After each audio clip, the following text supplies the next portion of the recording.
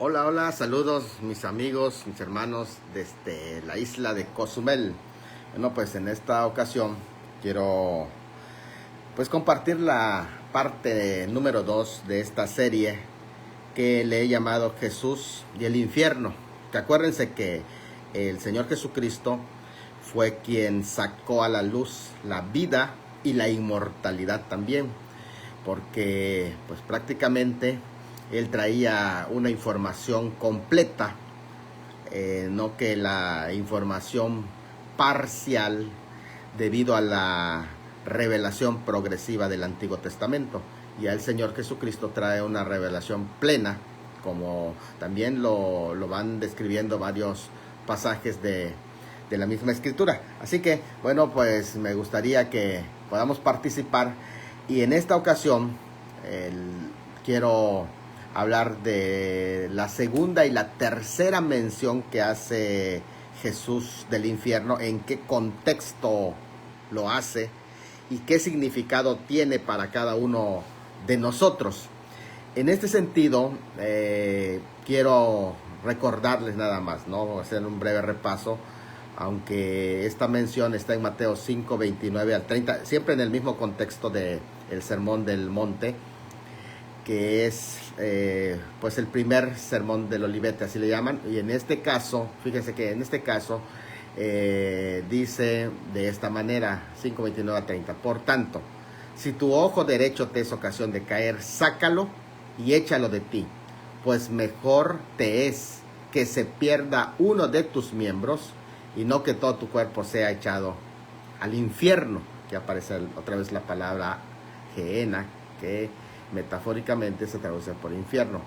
Y si tu mano derecha te es ocasión de caer, córtala y échala de ti, pues mejor te es que se pierda uno de tus miembros y no que todo tu cuerpo sea echado al infierno. Se vuelve a repetir la terminación de esta frase del versículo 29 en este versículo 30.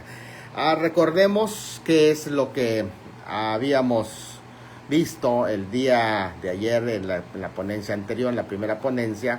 Recordemos que hablamos de las 13 veces que aparece la palabra Gehenna, que se traduce infierno,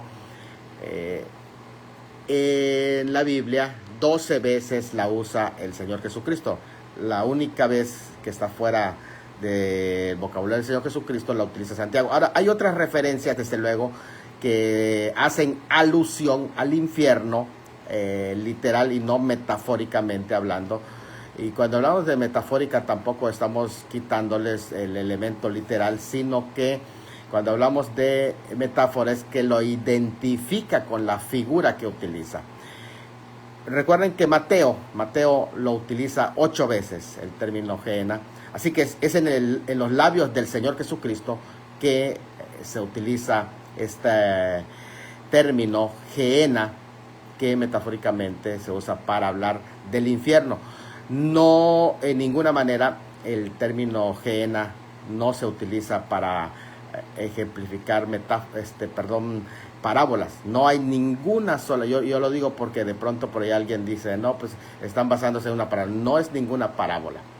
Y el hecho de que se utilice una metáfora tampoco va de la realidad, porque la metáfora precisamente está ejemplificando una realidad, como por ejemplo cuando decimos que Jesús es el Cordero de Dios, y esto es una metáfora, pero no hace menos real a Jesús. Es interesante aprender también a usar los conceptos de la metáfora. También hablamos de la diferencia entre Hades y Gehenna, porque hay mucha confusión, no solamente dentro de las sectas, dentro del mismo pueblo evangélico, quienes no entienden la diferencia entre Hades y Gehenna. Recuerden que Hades, aunque puede contener un lugar de tormento, no es un lugar de castigo como el Gehenna. Hades es temporal, Gehenna es eterno. Hades es el lugar de espera, Gehenna es el destino de los malvados. Hades es inmediatamente tras la muerte de una persona, en tanto Gehenna es tras la resurrección. Hades actualmente recibe las almas, en tanto el Gehenna va dentro del Gehenna va el alma y el cuerpo. En el Hades actualmente tiene almas de los condenados. En el caso del Gehenna está vacío actualmente. Y el Hades, pues ahí encierra la muerte a todos los malvados. Esto es algo muy interesante. Se puede ir detallando todo eso. En tanto el Gehenna, ahí será lanzado el Hades también. Bueno, ¿qué es lo que estamos hablando acerca de esto? Dijimos también que hablamos de las leyes del sermón de la montaña. ¿Cuál es la naturaleza de esas leyes? Dijimos, es de naturaleza provisional. O sea, antes que venga el reino de Dios, se envían leyes para que todos aquellos que tienen el anhelo de entrar a ese reino puedan vivir conforme a ese reino. Es un adelanto de ese reino. Es interina porque pues se trata no de la ley mosaica, pero tampoco netamente de lo que es el reino escatológico, ¿no? Sino que se está hablando del tiempo que precede, que antecede, que es anterior al establecimiento del reino. Podemos decir, el tiempo preliminar al establecimiento del reino. Se entrega estas leyes. Es lo que se llama la ley de Cristo. Es un elemento provisional e interino que anticipan la entrada a ese reino. Por eso se dice que todos los que quieran entrar en ese reino tienen que hacer lo que menciona en ese reino. O sea, la forma de vida anticipada de el tiempo que precede a la inauguración del reino. O sea, entre el reino de Dios viene, hay que vivir conforme a ese reino. Si estás esperando ese reino. Y también aquellos que están excluidos, muestra qué tanto se está violando de los que no van a entrar en ese reino. También se presenta, así que es un elemento provisional. Eso es lo dijimos. Desde luego que requiere toda una temática, pero no lo vamos a abarcar de esa manera. También dijimos que Mateo presenta a Cristo como rey. Si ustedes se acuerdan, hablamos de las diferentes divisiones del libro de Mateo, desde la revelación del rey, que son los primeros 10 capítulos, la rebelión contra el rey, 11 al 13, el retiro del rey, que es los versículos 14 al 20, el rechazo del rey, capítulos 21 y 27, y la resurrección del rey, que es el capítulo 28. También hablamos que esta primera sección del libro, sobre la revelación del rey, los primeros 10 capítulos, se subdivide en la persona del rey, que son los capítulos 1 al 4, todo lo que se presenta a ese rey, su persona desde su nacimiento. Luego en el los capítulos 5 al 7, que es lo que estamos hablando, se habla de los principios del rey, y del 8 al 10 el poder del rey. Así que estamos en la sección que se llama los principios de ese rey. Ya explicamos de qué se trata, ¿verdad? De igual manera, dijimos que en ese capítulo 5, cuando ustedes abren los primeros 16 versículos de ese capítulo 5 de Mateo, en esta sección de los principios del rey o sus leyes, se refiere al carácter de los discípulos que esperan el reino venidero. Por eso esas son las leyes de Cristo, ya lo dijimos. En tanto, el resto del sermón analizan no el carácter, sino la conducta que resulta de ese carácter. Así que pues ya estamos analizando esto, ¿verdad? Señala que la verdadera justicia es interna y el pecado también es interno. O sea, comparamos entre la interpretación rabínica de la ley mosaica y también la interpretación cristiana, es decir, basado en la ley de Cristo, la ley del Espíritu o el tiempo de gracia en el nuevo pacto, cómo debe de entenderse dentro de ese contexto de ese nuevo pacto, que está también contenido dentro de todos esos parámetros de estos principios de las leyes. Entonces señala que la verdadera justicia es interna, que el pecado también es interno, y de modo que la falsa justicia de los fariseos enseña que la santidad consiste en acciones religiosas externas, y el pecado es solamente algo que se hace externamente. O sea, que cuidan los fariseos, cuidan lo exterior. ¿Qué es lo que va a analizar el nuevo pacto? Que va a analizar el contenido de estas leyes provisionales en espera de ese reino. Lo interior. Él ataca las raíces del pecado, porque se va hacia lo interior. La ley, ¿qué hace? La ley descubre el pecado, pero no puede tratar con el pecado. Ese es como cuando vas a hacerte unos estudios a ver qué está fallando en tu cuerpo y te hacen un análisis, te hacen, pues prácticamente te hacen tus estudios y te dicen, ¿sabes qué? Este es el resultado, el análisis de tus estudios, y dices, bueno, pues este es lo que pasa, pero ese resultado no va a poder tratar con tu problema.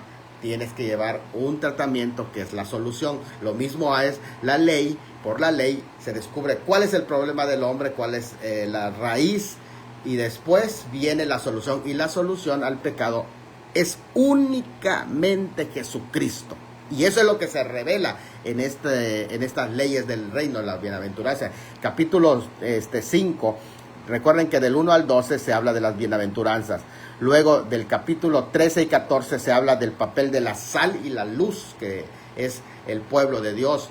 Y culmina contrastando lo que es el antiguo y el nuevo pacto desde los versículos 5:17 hasta el final del capítulo 5, que es el 48. Se contrasta el antiguo y el nuevo pacto. Por eso la frase, habéis oído, pero yo os digo, o oísteis que fue dicho, pero yo os digo, que era usado pues prácticamente para contrastar esto. Y en este capítulo 5 se analiza y se compara, se contrasta la ley actual y la gracia. Eso es muy importante que lo tengamos pendiente de cómo distancian en la interpretación la ley de Cristo, que es esta gracia, y el entendido del antiguo pacto, que es lo que se le llamaría así, entre la letra de la ley y el espíritu de la ley. Eso es importante entender esto, porque cuando la Biblia dice que porque la letra mata, está hablando precisamente de la interpretación de la letra de la ley, que solo porque está así tal cual, y eso es la que mata. Pero el espíritu vivifica porque se va a la profundidad de lo que es el sentido. No es como muchos dicen, no, es cuando se habla de la letra mata, dicen ya no tienes que estudiar tanto. No se está hablando del estudio, se está hablando de la hermenéutica, de la interpretación de la ley basada solo en la letra muerta de la ley, pero no en el sentido de la ley, que es el espíritu. La palabra espíritu ahí es el sentido de la ley. Bueno, entonces, interesante, porque se van citando allí pues algunas comparaciones. Por ejemplo, cómo se interpreta la ira en la gracia y cómo se interpreta la ira en la ley. Cómo se interpreta la lujuria en la gracia y cómo se interpreta en la ley. Cómo se interpreta el engaño en la gracia y cómo se interpreta en la ley. Cómo se interpreta la venganza en la gracia y cómo se interpreta en la ley. Entonces, eso habla el capítulo 5. Así que, ¿por qué dijimos esto? Porque necesitábamos entender el contexto en el que fue hablado el tema del infierno o fuego eterno, que se utiliza la metáfora del Gehenna. Y está dentro del contexto de las dos primeras comparaciones. Primero está dentro del contexto del sexto mandamiento, que es no matarás. Y la segunda y tercera mención está dentro del contexto de el séptimo mandamiento de no cometerás adulterio. En estos dos contextos se habla el tema del infierno. Y el Señor los analiza porque en el primero lo que se habla es de la ira o cólera que puede llevarte al infierno, fíjate. Y en esta segunda y tercera mención que se habla dentro del contexto del adulterio, se habla de la lujuria, porque en el séptimo mandamiento los judíos, rabinos, no entendían, así como no entendían que el sexto mandamiento de no matarás estaba incluyendo dentro de él la ira, y ellos no tocaban la ira, que ese es el principio que está en el sexto mandamiento. Y el séptimo mandamiento, ellos hablaban del adulterio consumado. Pero el Señor Jesucristo va a ir a la profundidad de esa ley y le va a decir que incluso la lujuria del que habla ese pasaje, que ellos no lograban ver, porque no aparece la palabra lujuria, porque ellos interpretan en la letra muerta de la ley, pero no van en el sentido espiritual de la ley.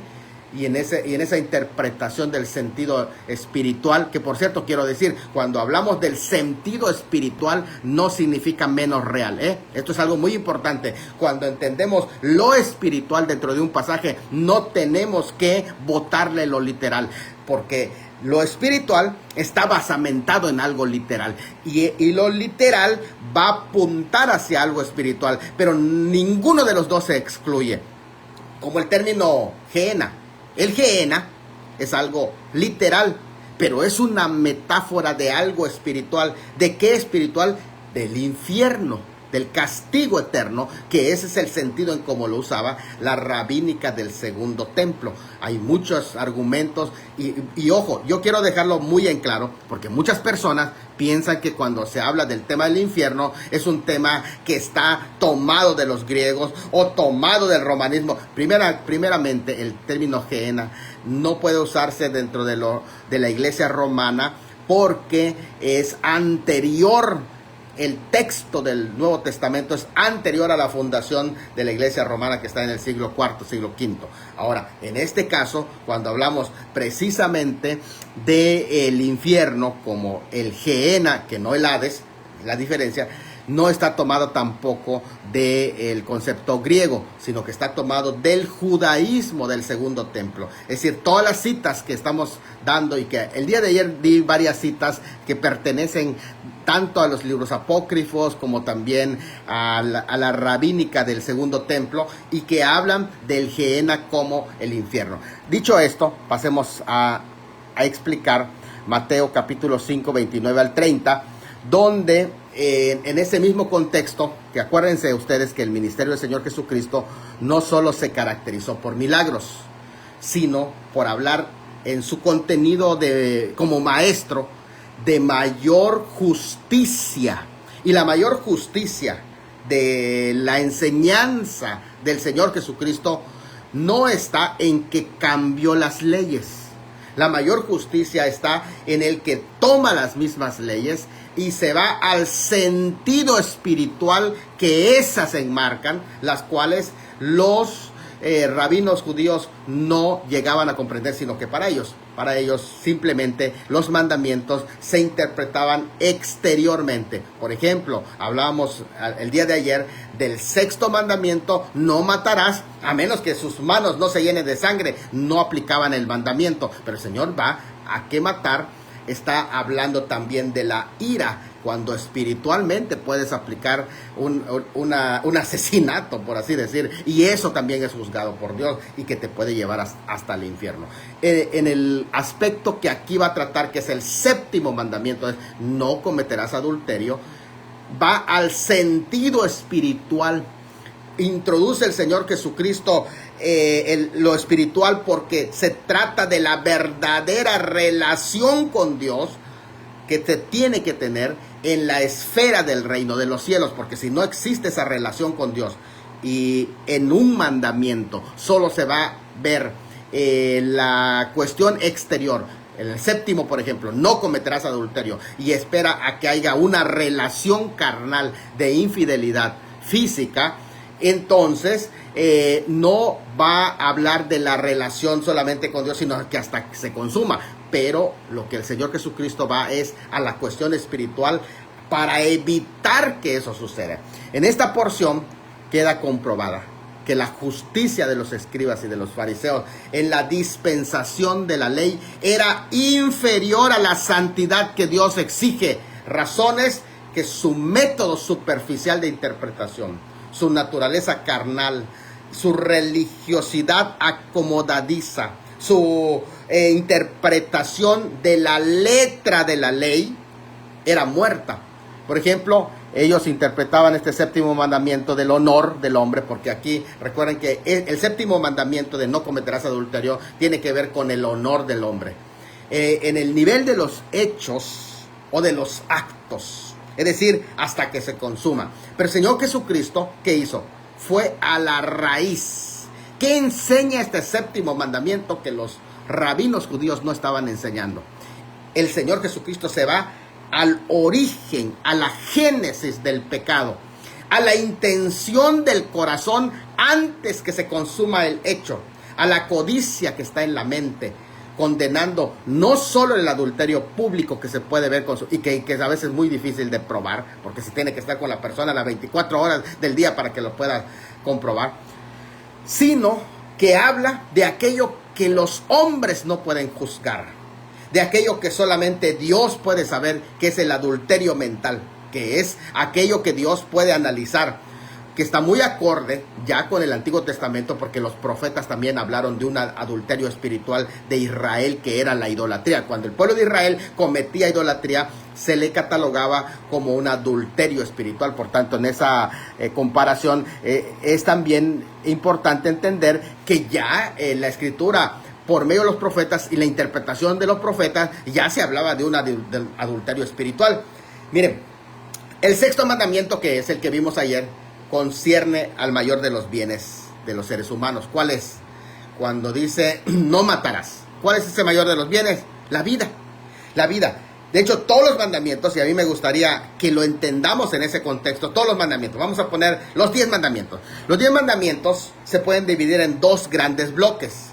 Los primeros 4 mandamientos. Los primeros 4 mandamientos se podían clasificar con el amar a Dios. ¿Por qué? Porque todos esos 4 se relacionan con Dios.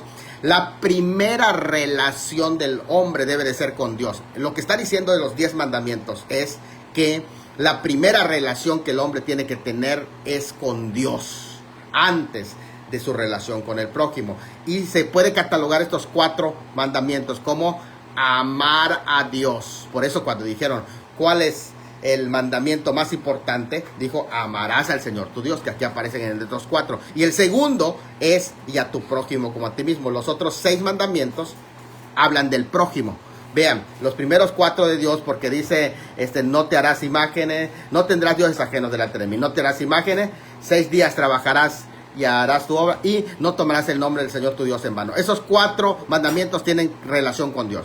Después viene el quinto, del quinto mandamiento hasta el 10º, que son 6 mandamientos, tiene que ver con la relación al prójimo. Y es de una manera, y es importante entenderlo, porque si no entiendes esto, no entenderás los 10 mandamientos. Después de tu relación con Dios, comienza la relación con el prójimo. ¿Y cuál es el quinto mandamiento? El quinto mandamiento es honra a tu padre y a tu madre. El primer cerco que cubre la relación con el prójimo, el primer prójimo, está dentro de tu familia. Por eso, honra a tu padre y a tu madre. Si tú no sabes honrar a tu padre y a tu madre, no vas a honrar a nadie en la comunidad. Lo primero que tienes que hacer es honrar a tu padre y a tu madre. Es el primer cerco que se viola. Un niño maleducado que no respeta a sus padres, no va a respetar a nadie. Por eso el quinto mandamiento habla de la formación del niño en el hogar. Y después de ese quinto mandamiento, después de ese respeto dentro del hogar que tiene ahí que ver con la familia, pasa al respeto de la vida. Vean cómo cada uno está dentro de los mandamientos. Primero el respeto a los padres, y después de eso viene el valor de la vida. No matarás, no matarás. Después de ese respeto viene el no matarás. Si él no respeta a su padre, va a violar este mandamiento y se va a dedicar a matar a la gente. Porque, oye, no respeta a su papá y a su mamá, que no va a hacer con los demás, va a violar el otro mandamiento, que es no matarás. Después de eso, después de hablar de la vida, viene el honor. El honor que tiene que ver con no cometerás adulterio. Y este honor es algo tan importante, el tema del honor, que aparece después de la vida. ¿Esto qué significa? Vean, está los padres, el respeto, el hogar.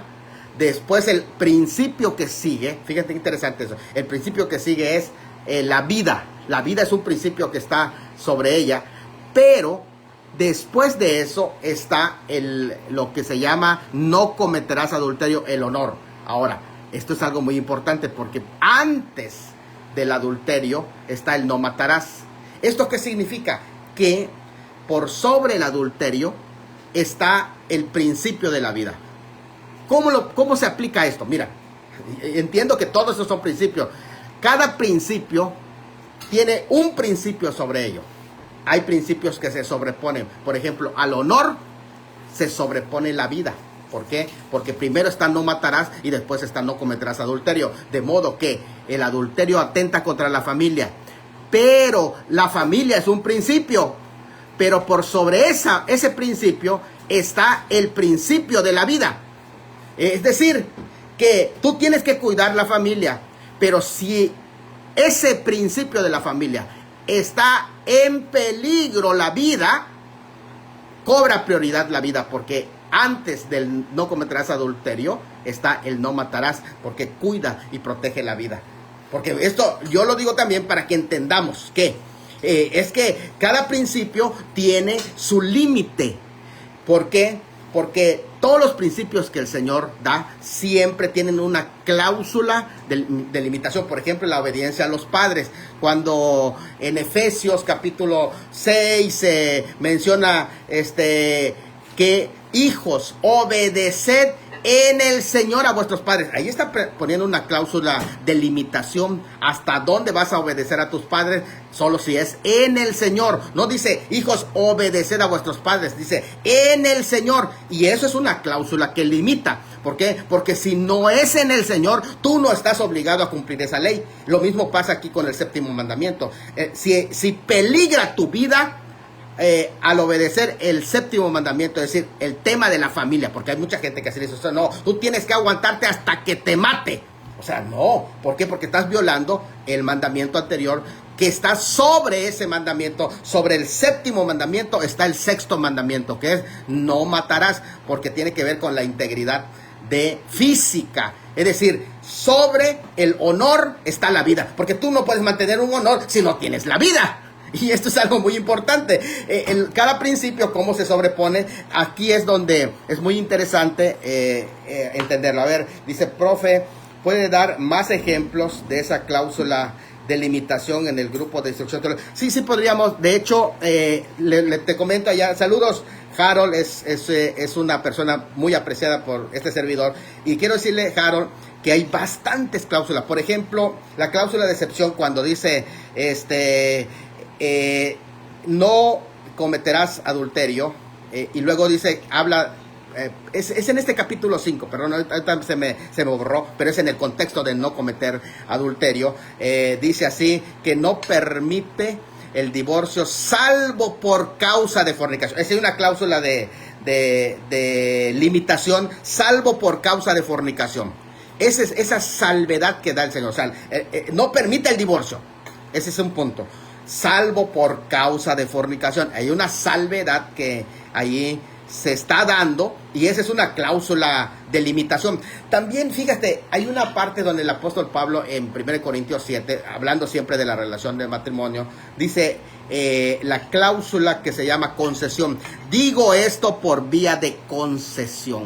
Es decir, allá el apóstol da una concesión precisamente en un caso dado, en un caso particular. Harold, nosotros lo entendemos así. Están las leyes en lo general y está la causística. Las leyes en lo general, por ejemplo, te dice no matarás, pero está en la defensa de la vida. Si tienes que ir a defender tu país, entonces viene el tema de que hay diferencia entre no matar, y ahí no dice no cometerás homicidio, ¿no? O sea, la diferencia entre matar y cometer homicidio. Ayer algo así más o menos decíamos, precisamente porque, por ejemplo, en Deuteronomio 9 hay cláusulas que protegen el homicidio no intencional, pero el asesinato no es protegido, porque el asesinato se hace con premeditación, alevosía y ventaja. Son tres características que allá tiene, no hay excepción, a diferencia del homicidio, que es no intencional. En este sentido es donde vienen estas cláusulas. Bueno, sí podríamos hablar un poquito más sobre esto, pero bueno, pues acá hemos mencionado ya algunos. A lo que quiero decir es que ya el Señor Jesucristo aquí, pues prácticamente está hablando de la ley, explicando la ley. Dice con el tema que estamos hablando, ya adentrándonos al versículo que es 29 y 30. Por tanto, con el uso del término cualquiera, pero yo os digo, porque ya ellos ya estaban hablando de que la ley decía pues no cometerás, no cometerás adulterio. O sea, el séptimo mandamiento, al segundo de estos viene, que es la honra o el honor o la dignidad que está en el no cometerás adulterio. Ahí estábamos mencionando, está en Éxodo 20:14 y Deuteronomio 5:18. Este último incluye la prohibición de todos los actos de impureza sexual que no lo habían así detectado en la rabínica, no se llama tanto, a llegar hasta el deseo. Y el Señor Jesucristo trata precisamente de ese deseo, que nosotros le llamamos la lujuria. Y el Señor Jesucristo ve en el no cometerás adulterio un punto más profundo, que es el punto de la lujuria. Y va a ampliar, a detallar, por eso dice allá, pero yo os digo, cuando habla del pero yo os digo, él aplica una hermenéutica que es superior a la justicia que pedían los fariseos y los saduceos, que era la justicia exterior. Es: no consumas el acto de adulterio, decían la enseñanza de la letra de la ley. Pero el Señor Jesucristo va a la profundidad. No solamente considera que ese texto está hablando de la consumación del acto de adulterio, sino que dice: pero yo os digo, cualquiera. Interesante, a mí me da la atención la palabra cualquiera.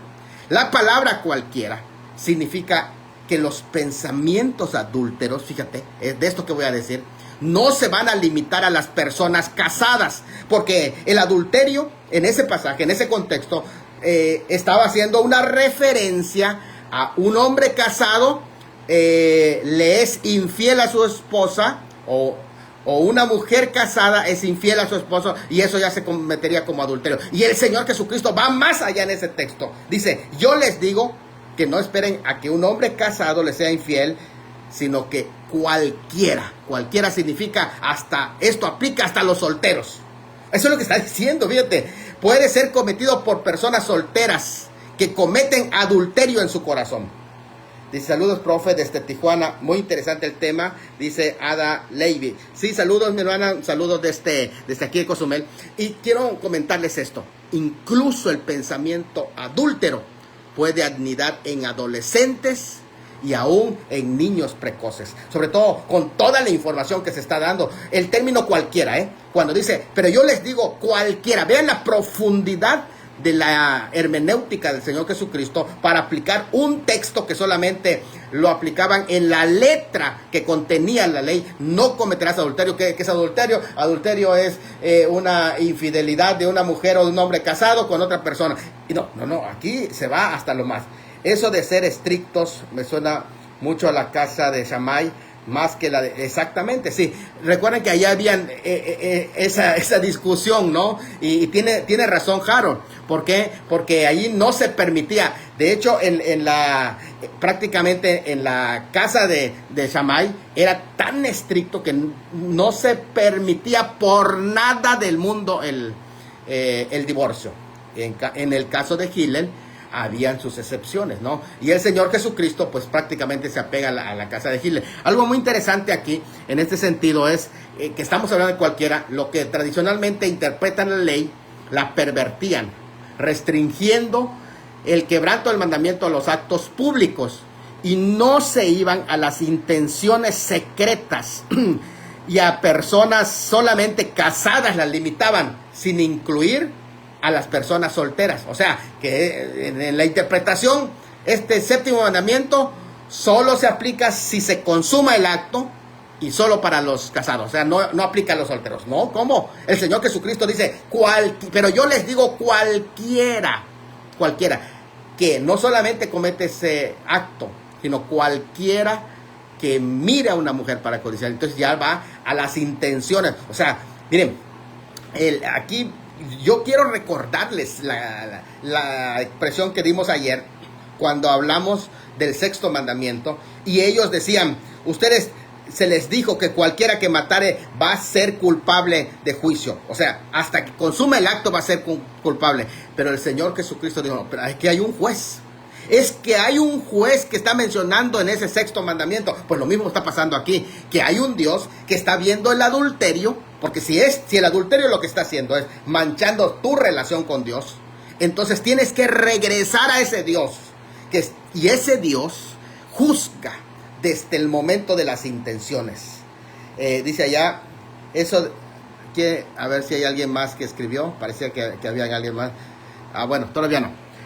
Por tanto, el uso del término cualquiera, Jesús no limita la categoría de este pecado a personas casadas. Para él, quebrantar el séptimo mandamiento incluye sin acepción a cualquiera, hombre, mujer, niño, adulto, y extiende el alcance de este mandamiento a toda forma de impureza sexual, es decir, la lujuria, que tiene que ver con el deseo excesivo por el placer sexual. Esto es algo muy importante que tomemos en cuenta, mis hermanos. ¿Por qué? Porque este séptimo mandamiento no solamente está hablando del adulterio consumado, sino del adulterio espiritual que tiene dos sentidos, ¿no? El adulterio espiritual, en el caso de Israel, se decía por la idolatría, su infidelidad a Dios. Pero en el caso de la persona, habla de la lujuria, que es el excesivo deseo por el placer sexual incorrecto. Y dice, cualquiera que mira. Vamos a ir desglosando hasta llegar al tema del infierno. Porque dijimos que el primer contexto del infierno tiene que ver con el no matarás, en el contexto de lo que le podremos llamar la ira. Y en esta segunda y tercera mención tiene que ver en el séptimo mandamiento, no cometerás adulterio, y tiene que ver en el contexto de la lujuria. O sea, dos cosas que te pueden llevar al infierno. No solo el no matar y no cometer adulterio, sino también la ira te puede llevar al infierno, y también la lujuria te puede llevar al infierno. Y es la seriedad que lo que el Señor está diciendo. Dice, cualquiera que mira. No se está hablando en contra del deseo natural o normal, que es parte del instinto de la naturaleza humana. Solo es condenado el que mira con la intención deliberada de desear aprovecharse de la otra persona a la que está mirando. Porque aquí es la mirada la que se está diciendo. Antiguamente decían los pastores, viste una vez, está bien, sigue tu camino. Pero si regresas la mirada, ahí está el pecado. Es interesante la forma sabia, ¿no? Como se daba estas instrucciones. Se hace referencia al que usa sus ojos para despertar la concupiscencia.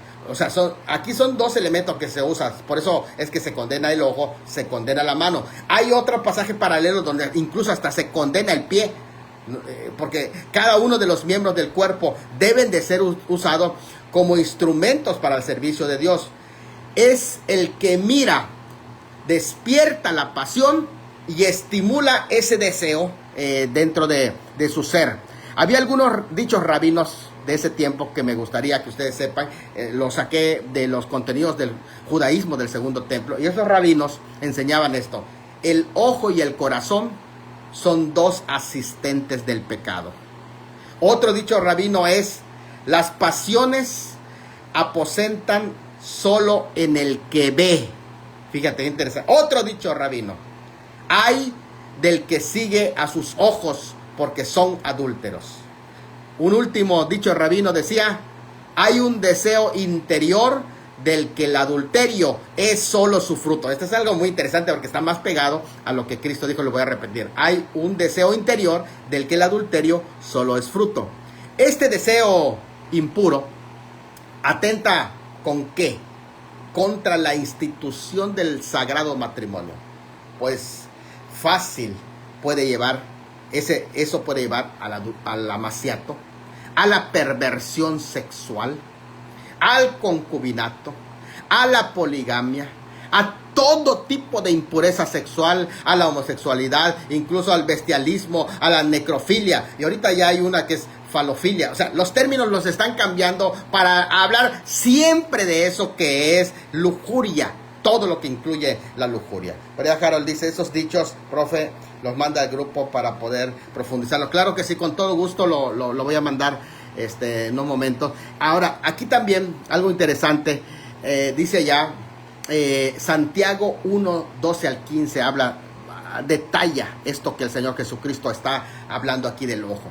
Santiago 1:12 al 15, cuando habla de que cada uno es tentado. Fíjese, cada uno, la tentación individual es tentado cuando de su propia concupiscencia es atraído y seducido, envuelto, ¿no? Por la concupiscencia que está. Y aquí la palabra concupiscencia tiene que ver con el viejo hombre, con la carne que está anidada en el ser humano. La concupiscencia confusa, predispuesta, una inclinación mala hacia el mal.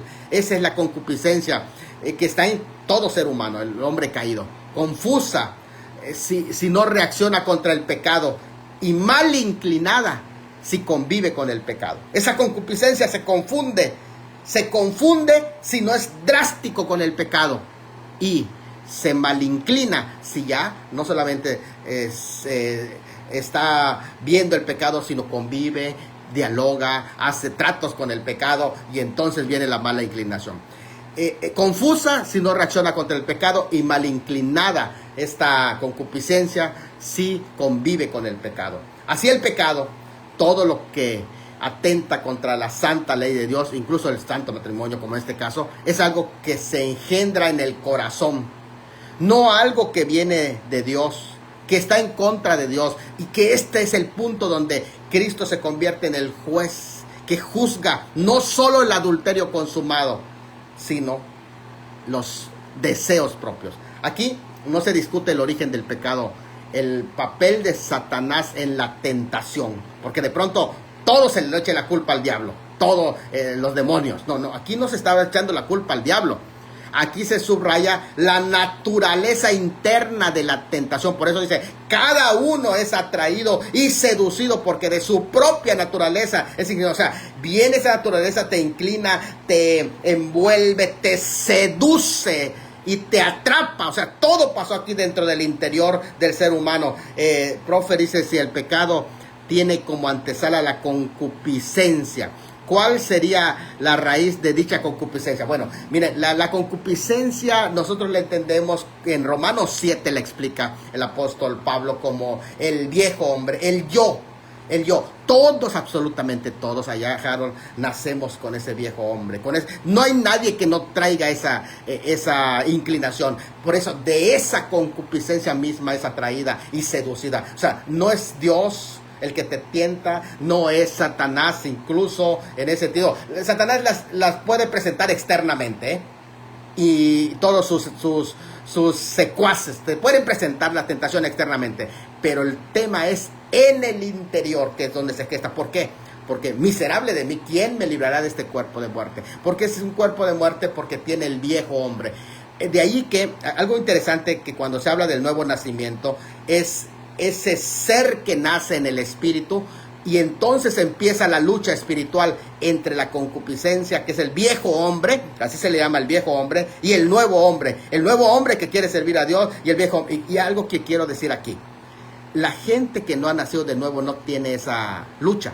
¿Por qué no tiene esa lucha? Porque solamente tiene un viejo hombre. Él hace lo que su concupiscencia le dice, no tiene esa lucha. Pero en el caso de los que han nacido de nuevo, tienen esa lucha, porque Pablo lo decía, lo bueno que quiero hacer no lo hago, y lo malo que no quiero hacer, eso hago. ¿Por qué? Por la concupiscencia o el viejo hombre. Pero luego dice, pero gracias a Dios que ahora en Cristo tenemos la fuerza para vencer esa vieja naturaleza. Saludos a Elier Chimal también aquí. Bueno, pues ya estamos avanzando un poquito para ir aterrizando de por qué el Señor Jesús tuvo que mencionar el tema del infierno allá, o el Gehenna. Así que se concluye que todo pecado sexual ya mencionado solo puede darse a luz. Fíjate, interesante, quiero retomar esto, porque dice Santiago en el capítulo 1, que ahí se menciona, que el pecado, una vez que ha sido seducido, fíjate qué interesante que pone allá, de que dentro de nosotros, en la concupiscencia viene, te enamora, te atrae, te enamora, te seduce, y una vez que has sido seducido, te trae a luz el pecado. O sea, que el resultado de caer en esa seducción, de esa relación interna, que lo presenta casi como un adulterio interno, ¿no?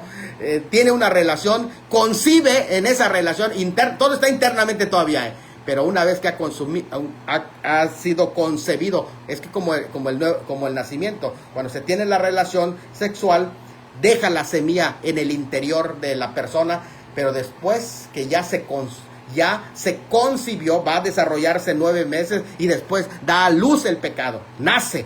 Es interesante lo que allá se está mencionando en ese capítulo. ¿Cuál es el tema? El tema principal, estamos hablando de Jesús y el infierno, la segunda y tercera mención que hace Jesús del infierno en el contexto del adulterio. ¿Y por qué es que menciona en ese contexto? Y no solamente del adulterio, sino que estamos hablando ya más allá del adulterio, de la lujuria que interpreta en ese séptimo mandamiento. Eso es lo que estamos aquí mencionando, y por eso es que cuando se concluye que todo pecado sexual ya mencionado solo puede darse a luz luego de una previa concepción que entra por los ojos, se concibe y luego se consuma en el pecado cuando da a luz el pecado.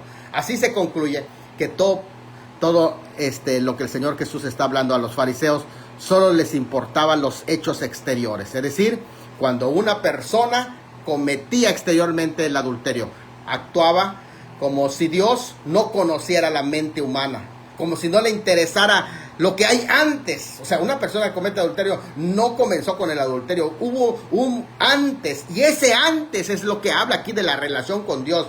Debido a esa enseñanza, los judíos creían que el adulterio solo se refería al hecho carnal exterior, pero Jesús enseñó que todo lo que Dios mira, lo conoce antes que se cometa ese adulterio. Ya conoce a la persona, el interior, cómo está dentro, gestando todo eso. Jesús explicó entonces Éxodo 20:14, Levítico 18:20, Deuteronomio 5:18, que es lo que estamos hablando, de la siguiente manera. Esta paráfrasis. Ayer hice una paráfrasis, hoy voy a hacer otra paráfrasis. Ustedes ya saben que el adulterio es un acto inmoral entre un hombre y una mujer casada, un pecado contra el voto matrimonial y la relación marital. Pero al relación de codicia, que es desear la esposa de otro, es igual a codiciar lo que no es tuyo. El término cubre todo tipo de inmoralidad, así sea de parte de un casado o de parte de un soltero. Vean la interpretación que el Señor está dando. El adulterio era uno de los pocos crímenes capitales bajo la ley, que de aquellos que eran... Bueno, se nos cortó un poquito la conexión, pero ya regresamos allá, ¿no?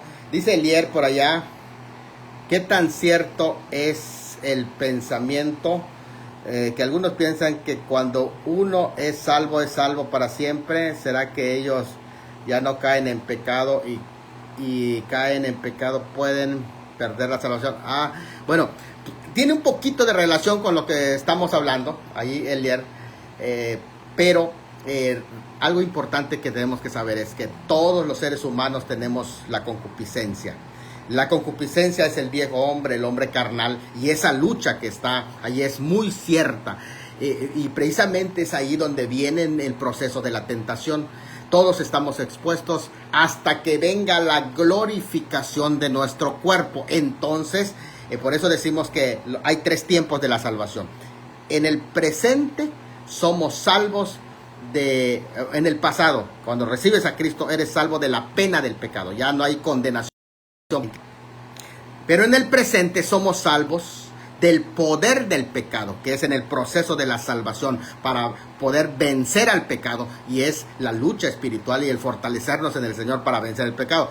Y en tercero, en el futuro, seremos salvos de la presencia del pecado. Entonces, la salvación es un proceso. No puede entenderse solamente como un acto del pasado. Recibiste a Cristo, ya salvo siempre. Por eso la expresión siempre es: los que están en Cristo, El término en Cristo es una relación permanente con Cristo. Es algo muy importante en este sentido. Entonces, en este proceso vienen unas luchas constantes de tentación que tenemos asegurada la victoria si estamos en Cristo, pero también tenemos que entender que hay un proceso de permanencia de nuestra fe en Cristo. Por eso las constantes exhortaciones a permanecer siempre en Cristo. ¿Por qué? Porque aún no ha llegado la glorificación de nuestro cuerpo. Esto es algo muy importante. Bueno, vamos a regresar al tema, ¿no? El tema del adulterio era uno de los pocos crímenes capitales que al ser descubiertos eran ejecutados. Lapidación. Había también la blasfemia. La blasfemia también era parte de los que son... Ayer hablábamos de la blasfemia en ese sexto mandamiento, pero en este caso de el séptimo mandamiento también era la lapidación. Uno de ellos, el adúltero, era lapidado. Inmediatamente que es lapidado el adúltero, pues la otra persona quedaba libre para casarse, ¿no? Porque así es como funcionaba la ley. Ahora, qué interesante es esto, porque aquí lo que se está hablando es que entonces una persona lapidada era su cuerpo lanzada en el Gehenna. Esto es algo muy interesante, ¿no? Y el Señor Jesucristo por eso toca el tema del Gehenna. ¿Por qué? Porque no necesitas llegar a consumar ese acto, dice el Señor, para que los jueces te lancen al Gehenna, a ese Gehenna terrenal, sino que el mismo deseo de la lujuria puede llevarte al Gehenna en el juicio de Dios. Al relacionarse con esa manifestación de la codicia, se le podía a las personas que cometían ese adulterio físico, se le podía, después de ser juzgado, atravesar con una flecha, una espada, se le podía estrangular o podían ser lapidados o apedreados. El capítulo 8 de Juan presenta el ejemplo perfecto de este tema de la lapidación. Es de aquella mujer que fue encontrada en pleno acto de adulterio, ustedes se acuerdan, y que lo llevaron ante el Señor Jesús para agarrar al Señor Jesucristo y enredarlo. Bueno, todo Israel sabía que Dios aborrece la inmoralidad, hasta el punto que demandó que una pena de muerte tenía que ser ejecutada por jueces. O sea, aquí es el punto de la seriedad de la inmoralidad sexual. La seriedad era que el adúltero era apedreado. De hecho, Job 31, 9 al 11, Job 31, 9 al 11 también menciona. Dice, ¿qué otra pregunta no tenemos todavía? Sí, se fue la señal, pero bueno, pues ya lo restablecimos. Gracias que ya se nos restableció la señal. Estamos entonces entendiendo que es algo tan serio el adulterio. El adulterio es tan serio. Fíjate, yo entiendo que los sistemas que no permiten el divorcio por la inmoralidad sexual no están tomando en serio el adulterio. Porque el adulterio es algo tan serio que mancha al ser humano, que se pedía la lapidación. Y al lapidar a la persona, la otra quedaba libre para casarse. Pero es algo muy interesante porque la seriedad implica la santidad de Dios. Job 31, 9 al 11 habla de eso, que tenían que ser ejecutados por jueces. Estamos rodeados por todas partes de estímulos externos que vienen a nuestra mente sin que los busquemos. En la televisión, el cine, anuncios, carteles, fotografías, revistas, moda, todo lo que son las redes sociales. No hay donde no abras y propagandas. Las prostitutas no son la única tentación para los hombres, sino cada lugar donde se mueve, incluyendo ahora la iglesia, hombres y mujeres, niños y jóvenes, todos están expuestos en ese sentido. Y allá dice profe, pero hay autores que dicen que la adúltera es una interpretación, porque de ser real el caso, ambos debían ser llevados. Sí, de hecho allá se ve la mañosidad de las leyes, ¿no? De cómo están las leyes. Dice, no solo llevada a la mujer, pero no es así, ¿no? Interesante esto, ¿no? Que aparece solamente en ese juicio, aparece solamente la mujer.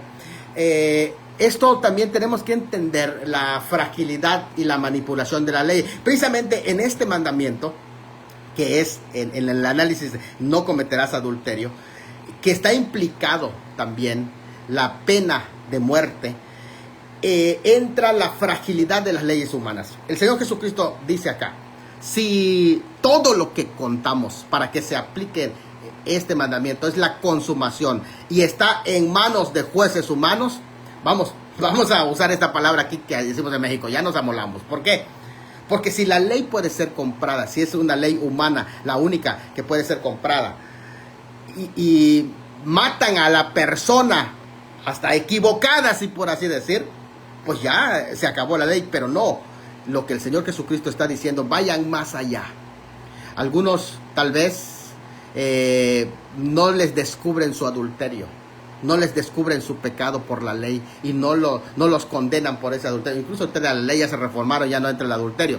Pero lo que está diciendo la fragilidad de la ley humana es que no dependemos solo de la ley humana. Hay una ley divina. Si las leyes fueron dadas por Dios, entonces hay un juez verdadero, del cual los jueces terrenales solo son ejemplo de ello, de cómo es que hay un juez que sí juzga correctamente, que sí es justo al ejecutar juicio. Pero en este caso vemos que traen a la mujer definitivamente, y vemos la fragilidad de la ley.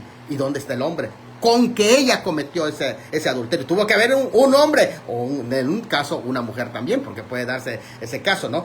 Ahora, ¿dónde está? Solamente hay una parte, porque la idea aquí no era solamente ejecutar un juicio justo. La idea era ponerle una trampa al Señor Jesucristo, usando a esta mujer como una carne de cañón, por así decir.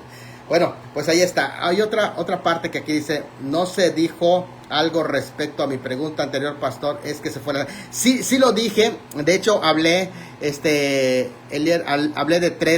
los tres tiempos de la salvación, que la salvación es un proceso. Dije por allá que somos en el pasado fuimos salvos de la pena por el pecado. Cuando tú recibes a Cristo, eres salvo de la pena por el pecado. En el presente somos salvos de el poder del pecado mediante la santificación, y al final seremos salvos de la presencia del pecado mediante la glorificación. En la justificación somos salvos en la justificación que fue pasado, somos salvos de la condenación del pecado. Ahora, esto significa que hay un proceso en el presente. El presente es la santificación. De ahí que este proceso es importante, estar en Cristo. En todo el proceso lo importante es estar en Cristo. ¿Por qué? Porque si no estás en Cristo, dentro de Cristo, y te sales de Cristo, ninguna de estas tres bendiciones, santificación o justificación, santificación y glorificación, van a ser tuyas. Estas van a ser tuyas si permaneces en Cristo. Pero fuera de Cristo no tenemos nada. Esa es mi respuesta. Ahora, Yasser Pinto dice, saludos desde Mérida, Dios lo sigue usando, un abrazo por allá. Y bueno, pues ahí vamos. Estamos rodeados por todas partes, dijimos, de estímulos, pero todo bombardeo no es excusa para tener pensamientos malos. Somos responsables de lo que anida en nuestra mente. La concepción de un pensamiento concupiscente que se ha anidado y alimenta en la mente constituye adulterio mental a los ojos de Dios, porque el pensamiento es originador de hechos. Así que todo comienza aquí o aquí. Lo que hacemos primero fue producto de lo que pensamos. Job 31, 1 al 8. Por tanto, si tu ojo derecho, el órgano a través del cual el mal pensamiento, y la mano derecha, el miembro por el cual es puesto en acción. El ojo a través del cual vienen los bombardeos y viene el mal pensamiento. Y la mano derecha a través del cual el órgano que ejecuta la acción. Entonces el ojo derecho era el más querido de los dos. Y la mano derecha la más querida, la acción y fortaleza. Perderían su sentido de utilidad si solo lo usamos para el mal, para que nuestro cuerpo sea cuerpo de pecado, como lo dice Romanos 6:13, 6:19 y 6:23. Aquí están mencionadas dos clases de adulterio. El adulterio que no entendían ellos que era el adulterio visual, ojo, y el del tacto. Se podría incluir también el adulterio verbal, de palabras pervertidas, el adulterio auditivo, de seducciones, el de olfato y de perfumes, el mental, todo esto es adulterio, vean que tiene connotaciones también espirituales. Todo está envuelto en la palabra corazón, centro, emociones, intelecto y voluntad del hombre. Cualquiera que, si tu mano derecha o tu ojo derecho te es ocasión de caer, la palabra ocasión de caer allá es escandalón. Escandalón es soporte o cebo de trampa. Si te sirve de trampa para que caigas, si es el cebo o trampa es cuando se pone una trampa, se le pone, por ejemplo, vamos a poner cuando vas a pescar, le pones un cebo o le pones para que puedan morder o picar allí los pescaditos, le tira. Ese es el escandalón, la trampa. Es ocasión de caer, hacer caer, seduce. Es el brazo en el que se fijaba el cebo o carnada. Ese es lo que se llama escandalón, que servía de trampa para cazar al animal seducido. Las dos trampas más comunes era la cuerda o piedra en el camino que hacía tropezar, o un pozo tapado con una cepa ligera de ramas. Es decir, que hay una trampa. Así que va a decir que hay que desarraigar sin sentimentalismos todo tipo, cualquier cosa que sirva para seducirnos del pecado.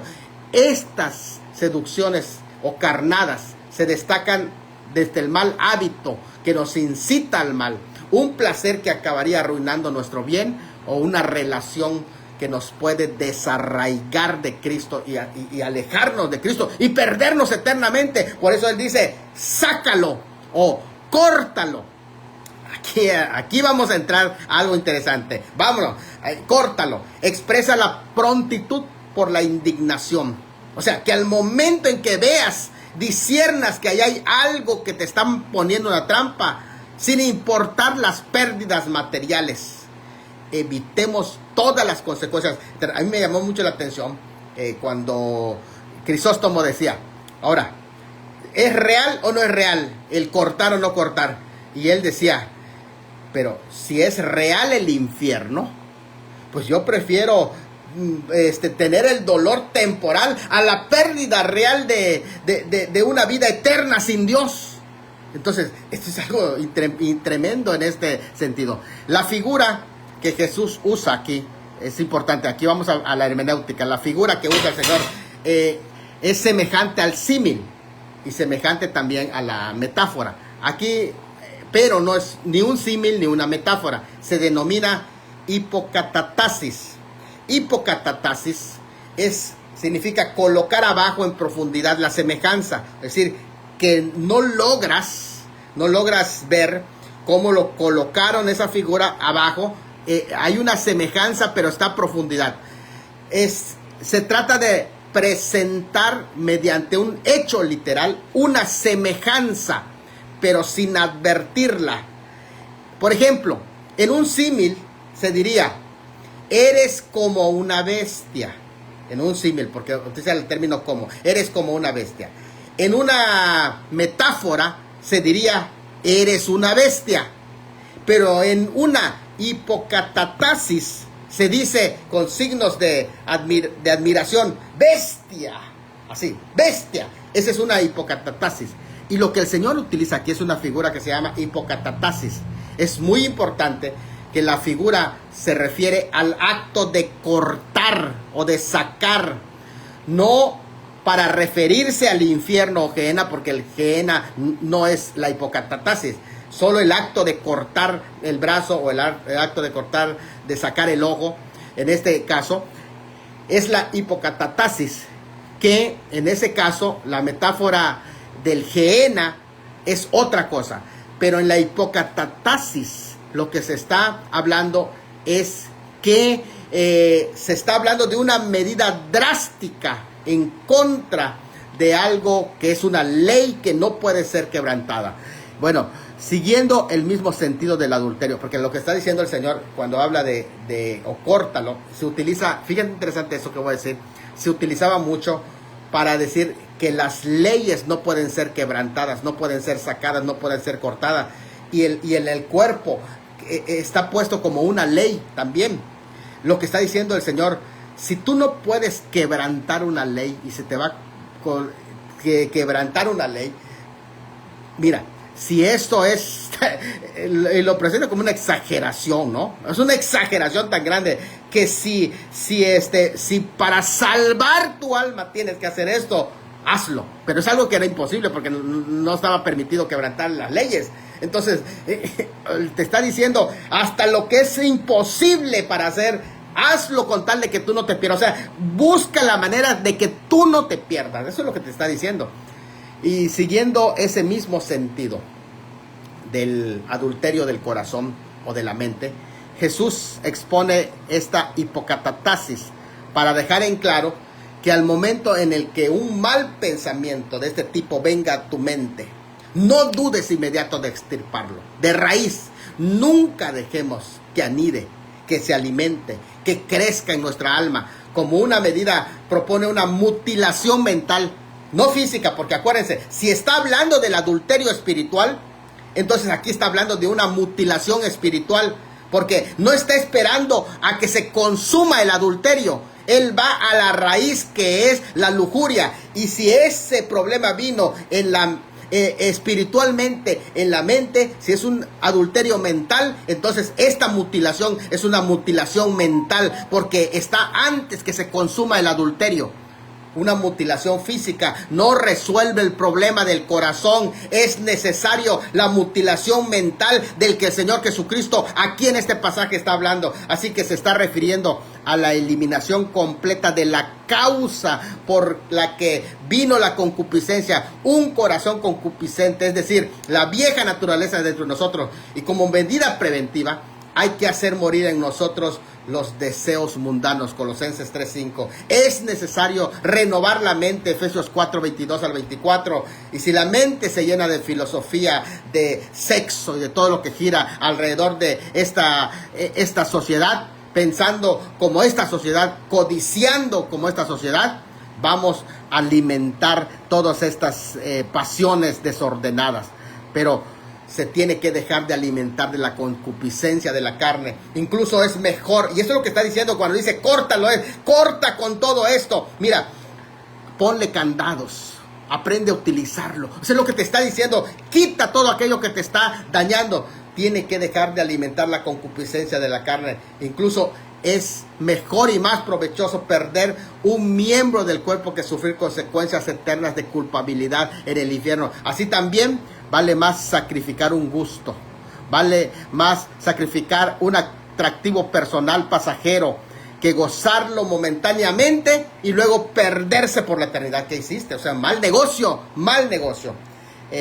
Ahí Harold dice, profe, pero más que miedo al infierno, que es fomentar el miedo, debería ser el amor y la actitud hacia Dios.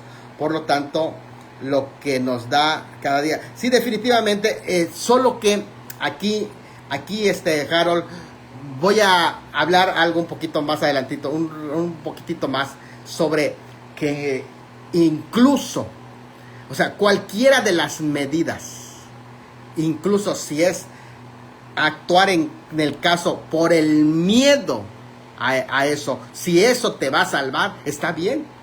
O sea, la cuestión es tomar todos los caminos que te excluyan, o sea, que te alejen de eso, porque de hecho es lo que el Señor hace cuando habla del tema del infierno. El tema del infierno lo introduce en el tema de las consecuencias de la ira y las consecuencias de la lujuria, y lo advierte. ¿Para qué? O sea, usando todos los medios para que las personas se alejen de todo este tema, incluso si es por el miedo también. O sea, yo no estoy diciendo que se limite definitivamente al miedo. Tienes razón allá en el que hay que fomentarlo en el amor, definitivamente sí, pero otra de las herramientas es eso. O sea, el miedo es un instinto de supervivencia como tal, ¿no? Y es algo muy importante. ¿Por qué? Porque si, por ejemplo, tú ves en una avenida, están pasando los carros, el instinto de supervivencia, que es el miedo, te detiene para... No estoy hablando tampoco de un terror, porque el terror te paraliza y ya nunca vas a pasar esa avenida. Estoy hablando de que el miedo te da el instinto de supervivencia,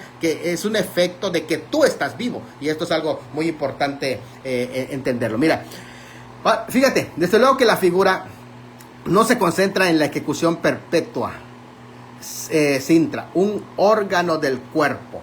Solo en el uso del pecaminoso órgano es lo que condena a la vista de Dios. Pero sí implica que el creyente se preocupe por tener una mente sana, poner sus miembros como instrumento de justicia. Corta todo aquello que mentalmente te estorba, córtalo y llénate de todo lo de Dios. Por eso es que la santificación es el proceso de llenarnos de todo lo de Dios. La santificación viene con llenar nuestra vida, alimentarnos con la palabra. Lo que se está diciendo es que ataquemos de raíz todo mal y cortemos de tajo todo lo que nos estimula a practicarlo. No se promueve la mutilación, sino el autocontrol del cuerpo. Aquí recuerden que estamos hablando de una mutilación mental, pero no corporal, sino en la mutilación mental va a redundar en el autocontrol del cuerpo.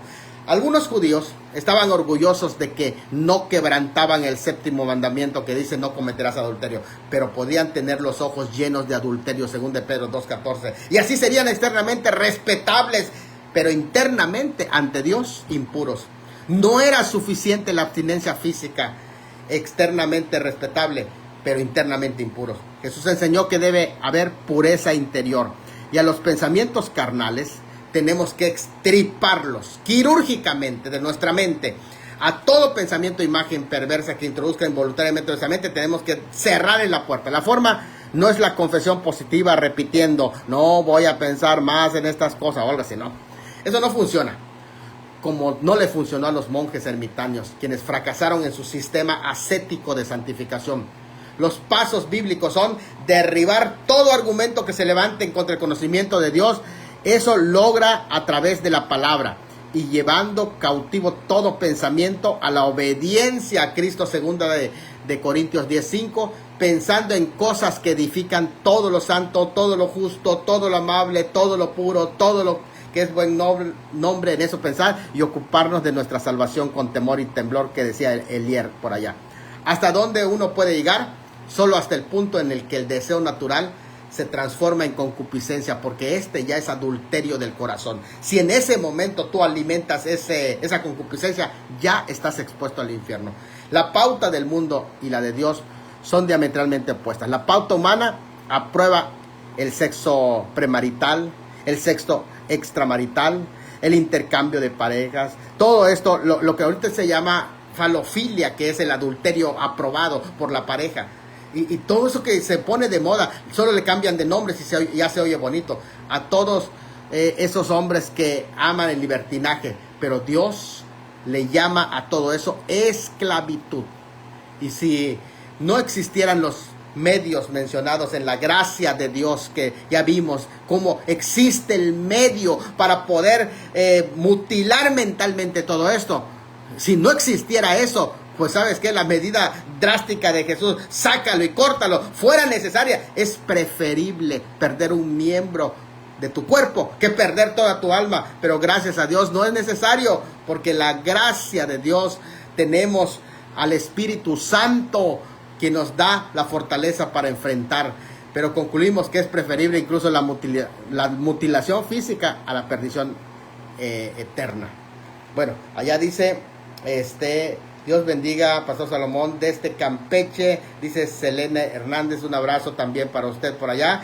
Harold también nos está, disculpen que la red me está fallando muchísimo, pero dice, oiga pastor, y en ese tema, ¿qué papel juegan las escuelas dominicales y los centros de fe? Ay, mira qué preciosa pregunta, para darles herramientas espirituales a los creyentes para superar estas trampas. No, Harold, esta pregunta está maravillosa. Ese es precisamente los centros de adiestramiento de educación cristiana, porque la educación cristiana es superior a la educación secular por esto que estamos mencionando, porque trata con el aspecto espiritual, más que conocimiento, introduce los valores, pero la fortaleza. ¿Por qué los valores? Porque los valores se centran, yo le llamo en las 3P, ¿no? Que es la P de la persona. ¿Qué persona? En la persona de Dios. La P de principios y hay otra P de práctica. Persona, principios y práctica. ¿Cómo se entiende esto? Persona, principios y prácticas. El creyente, sus principios está basado en una persona, la persona de Dios. Nosotros tenemos principios porque hay una persona que es en la que se basan nuestros principios, que es Dios. Aquí están los principios. Los principios están basados en una persona. Y esos principios nos van a llevar a la fe de práctica. Esto es tan importante, porque en el mundo no se basa en eso. En el mundo solamente te dicen, sé bueno, sé honesto. Sí, pero ¿en base a qué? ¿En base a qué? Nosotros, ¿en base a qué? A una persona. Voy a mostrar cómo funciona esto. Por ejemplo, te dice, debes de ser honesto en la práctica. ¿Por qué? Porque hay un principio que habla de no mentir. ¿Y ese principio dónde se basa? En que Dios es verdad y Él no miente. Y entonces, al basarse en esa persona, en esa relación, hay un cambio que se produce. Esa es la ética cristiana, a diferencia de todas las otras éticas que dice, sí, pero ¿para qué voy a ser bueno? ¿Para qué voy a ser honesto? ¿Para qué voy a ser leal? ¿Para qué? Entonces, es interesante eso, ¿no? En las escuelas dominicales tienen que ser todas las escuelas bíblicas ese plan y enseñar la ética cristiana, porque eso transforma y lleva cambios que va hacia lo interior.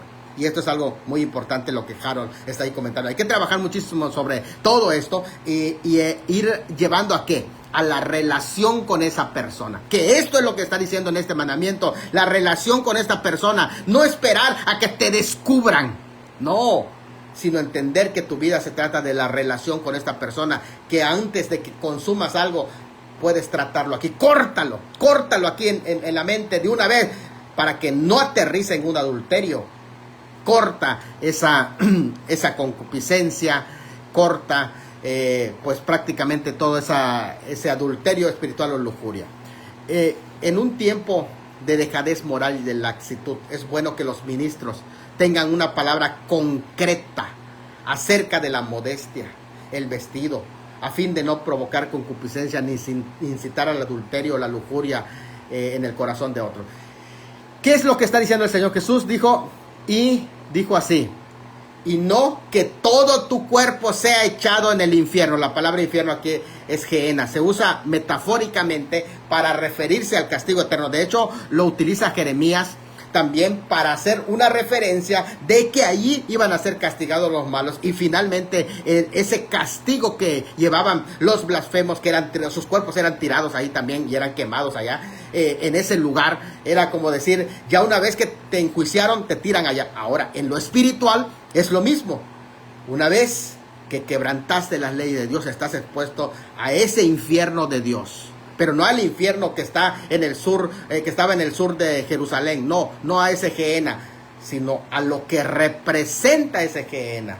Es decir, a la metáfora a la que alude ese Gehenna, que es el sentido espiritual. Si todo esto es espiritual, y la lujuria es el pecado espiritual que está detrás del adulterio, y lo que los jueces físicos juzgaban era el adulterio consumado, y te tiraban el Gehenna, el basurero literal.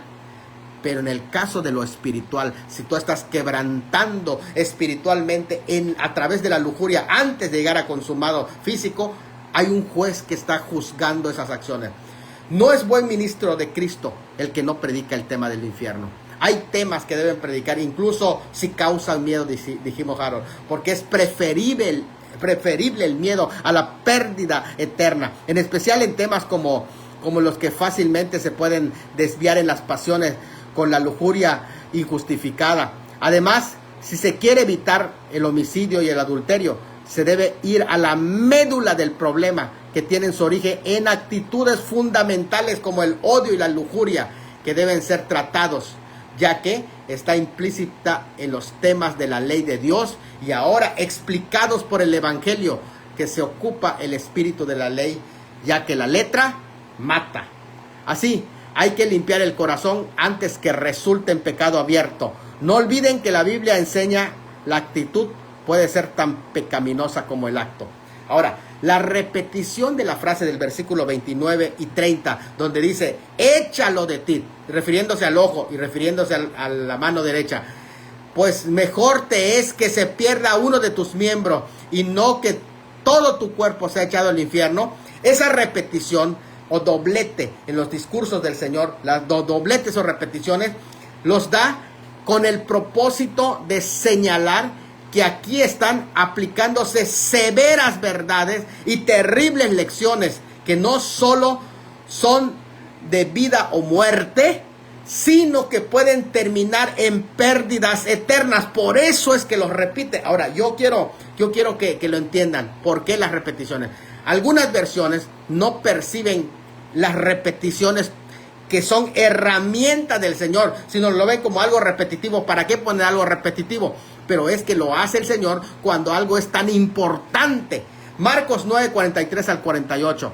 Y lo miran algunos en Marcos 9, 43 al 48 como repeticiones innecesarias, donde allá en ese pasaje se menciona de donde el gusano de ellos nunca muere. Y se vuelve a repetir, y algunos dicen, no, pues se omite del texto, primero porque es frase repetitiva. O algunos piensan que hay un problema allá de manuscritos tardíos, porque aparece solo en los manuscritos tardíos y no debe de incluirse porque los más antiguos manuscritos no lo contienen. Por ejemplo, por decir ese Marcos 9, 43 al 48, en la Biblia de los Testigos de Jehová, que es la traducción del Nuevo Mundo, en esos versículos de Marcos 9, 44 al 46, 9, 44 y 46, apúntelo, los versículos en Marcos 9:44 y 9:46 no los menciona la Biblia de los Testigos de Jehová.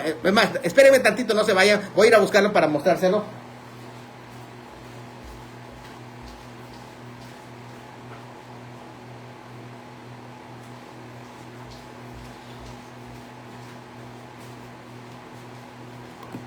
Aquí está.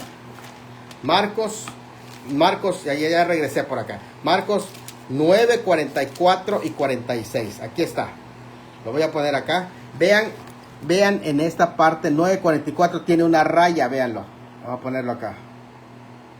Aquí está, 9:44 y 43 tiene una raya donde vamos a ver, aquí está, la 9:44 y 43. Ahí está, vean. Tiene una raya y no tiene nada. Están vacíos. ¿Por qué? Porque para ellos es repetitivo y porque dice que no está en los más antiguos. Pero una vez que se ha mencionado en manuscritos aún posteriores, son parte. La palabra que no aparece es donde el gusano de ellos no muere y el fuego nunca se apaga. En los dos versículos se repiten el 9:44 y el 9:46. Ahora, ¿por qué se repite? Porque está hablando de algo tan serio. Está hablando de algo que tiene que ver con la eternidad de las personas. Y esto es tan serio que no puede ser uno tan irresponsable de tomar a la ligera. Si hay una repetición que hace el Señor, lo está haciendo con un propósito. Lo está haciendo porque el tema de dobletes los usa el Señor cuando algo es tan importante. Cuando algo, en este caso, está determinando, escuchen esto, la eternidad de una persona. Es un tema tan serio. Por eso habla de échalo. Y la palabra échalo fuera de ti es baló, echar fuera, lanzar. Una acción intensa, más o menos violenta, encarcelar, arrojar. Esa es la palabra, échalo. Porque también échalo de ti, échalo de tu cuerpo y no que seas echado al infierno o echado al Gehenna, que es la metáfora que se utiliza. El término que aquí, sácalo, que está en Mateo 5:29, usa la frase arráncala, que es una descripción metafórica de una ley irrevocable. Aquí el término cuerpo alude a la persona misma, porque incluso se agrega el término pie para ejemplificarlo.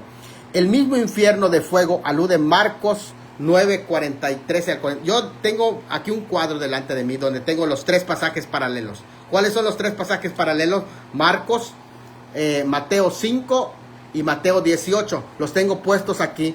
Y si usted apunte, de hecho apúntenlos porque son tres pasajes paralelos donde aparecen estos Mateo 5:29 al 30, Mateo 18, 8 al 9 y Marcos 9, 43 al 48. Leídos en conjunto, esos tres, te das cuenta que el infierno es el mismo que el Gehenna, el infierno de fuego. Por ejemplo, en Mateo 18 dice, por tanto, si tu mano o tu pie te es, fíjate que aquí ya pone hasta el pie, te es ocasión de caer, córtalo y échalo de ti. Mejor es entrar, dice en Mateo 18, 8 y 9, mejor es entrar en la vida cojo o manco que teniendo 2 manos o 2 pies ser echado al fuego eterno. Y en Marcos 9, 43 a 48, escuchen esto que dice Marcos, que es otro pasaje paralelo.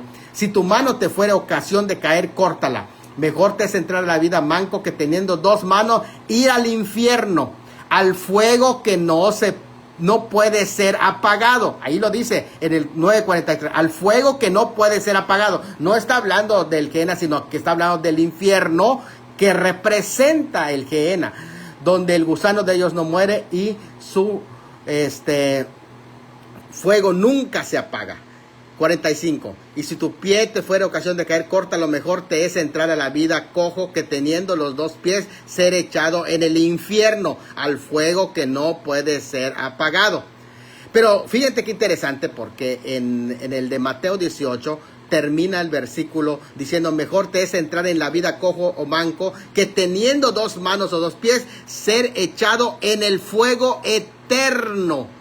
Y en el versículo 9 dice, si tu ojo te es ocasión de caer, sácalo y échalo de ti, porque mejor te es entrar con un solo ojo en la vida, que teniendo 2 ojos, ser echado en el fuego del infierno, en el infierno de fuego. En el infierno de fuego dice en Mateo 18. ¿No? Entonces, vean qué interesante es que, por lo tanto, es una enseñanza totalmente bíblica. El pasaje paralelo de 5, 29 y 30, y en ambas ocasiones se usa Gehenna, pero aquí se usa el sinónimo en 18:8, el sinónimo de fuego eterno, y en el versículo 9 se añade en el infierno de fuego.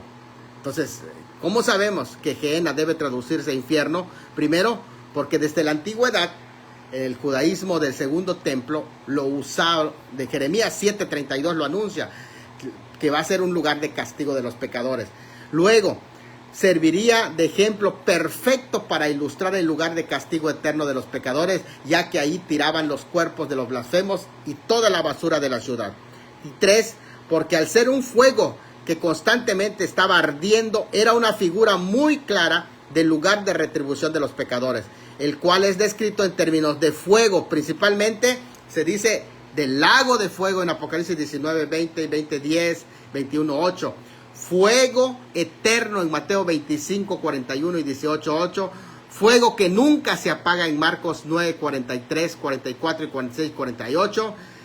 Fuego en Mateo 7:19. Perdición, el camino de la perdición aparece en Mateo 7:13. Tinieblas de afuera en Mateo 22:13. Castigo eterno en Mateo 25:31 al 46.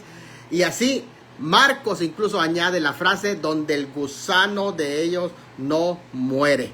O sea, todo eso tiene que ver con el infierno. Por lo tanto, estamos hablando aquí de un lugar de castigo eterno. Eterno porque, voy a leer esta parte de donde habla del castigo eterno en Mateo 18. Por tanto, si tu mano o tu pie te es ocasión de caer, córtalo. Mejor entrar a la vida manco que teniendo los pies ser echado al fuego eterno. Al fuego eterno. Este primer uso de aionios en Mateo 18:8, fuego eterno, luego aparece en 19:16 y 19:29 comparado con la vida eterna, Zoe eterna. Entonces, vino uno y le dijo, maestro, ¿qué bien haré para tener la vida eterna? Y cualquiera que haya dejado casas o hermanos, padre o madre o mujer, hijos, tierras, por mi nombre, recibirá 100 veces más y heredará la vida eterna. Aionios, vida eterna, significa aquí sin duda un principio sin fin como Dios en Romanos 16:26, que puede confirmarnos según mi evangelio y la predicación de Jesucristo según la revelación del misterio que se me ha mantenido oculto desde los tiempos eternos, pero ha sido manifestado ahora que por la escritura de los profetas, según el mandamiento del Dios eterno, se ha dado a conocer todas las gentes para que obedezcan la fe. Aquí la palabra eterno es sin fin. Es la misma que aparece para vida eterna y es la misma que aparece para castigo eterno. Y aquí el contraste es con fuego eterno. Así que necesariamente vida eterna, aionian, si es el castigo. Si el castigo no es eterno y es limitado, también la vida sería limitada. entonces estamos en un problema, porque entonces la vida con Dios no sería eterna, si el castigo tampoco es eterno. La idea no es que en la vida eterna se puede entrar sin un ojo, sin un brazo, sin un pie, sino que es mejor perder aquí en esta vida un miembro preciado del cuerpo que perder la vida eterna. Por tanto, la comparación que aquí se está haciendo es de vida eterna, y también lo mismo que se lleva a una condenación. El pasaje paralelo de Mateo 5:29 aquí es repetido y aumentado. El Gehenna o Valle de Hinnom, lugar cercano de Jerusalén, como lo dice Segundo de Reyes 23:10 y Jeremías 19:2, donde se quemaba la basura, llegó a convertirse en una metáfora del fuego eterno, y lo menciona Mateo 3:12 y Apocalipsis 20:15. Su aventador está en su mano, dice Mateo 3:12. Limpiará su era y recogerá su trigo en el granero y quemará la paja en fuego que nunca se apagará. En fuego que nunca se apagará. Entonces es fuego eterno. Y el que no se halló escrito en el libro de la vida fue lanzado al lago de fuego. Entonces esto es el término que aquí se utiliza. Y bueno, pues dejamos hasta aquí. Si ya no hay preguntas, dice: saludo mi estimado hermano, Dios lo bendiga grandemente. Saludos a todos. Si hasta aquí ya no hay pregunta, bueno, pues vamos a ir cerrando esta parte. Y vuelvo a decirles, cierro con esta palabra: esto no es una no es una parábola, y si es una metáfora, está basado en un lugar para ilustrar la condenación eterna. Que Dios me los bendiga a todos desde aquí de Cozumel.